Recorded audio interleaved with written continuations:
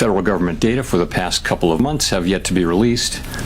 Available public and private sector data suggests that the outlook for employment and inflation has not changed as much since our meeting in October.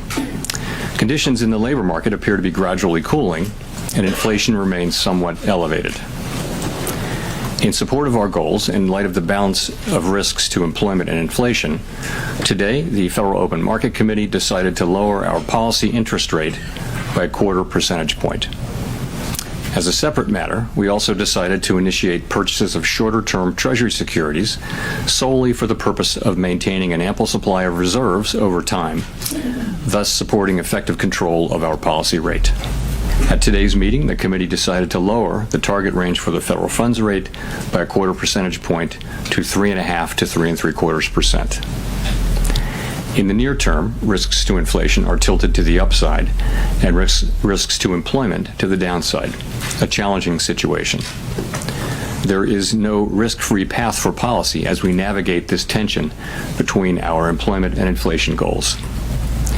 A reasonable base case is that the effects of tariffs on inflation will be relatively short-lived, effectively a one-time shift in the price level. Our obligation is to make sure that a one-time increase in the price level does not become an ongoing inflation problem.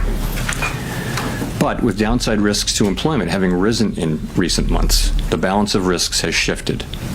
Our framework calls for us to take a balanced approach in promoting both sides of our dual mandate.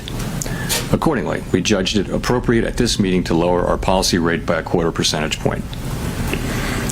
With today's decision, we have lowered our policy rate 3/4 percentage point over our last 3 meetings.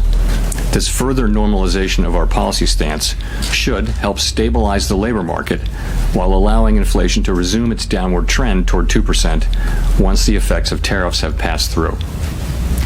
The adjustments to our policy stance since September bring it within a range of plausible estimates of neutral and leave us well positioned to determine the extent and timing of additional adjustments to our policy rate based on the incoming data, the evolving outlook, and the balance of risks.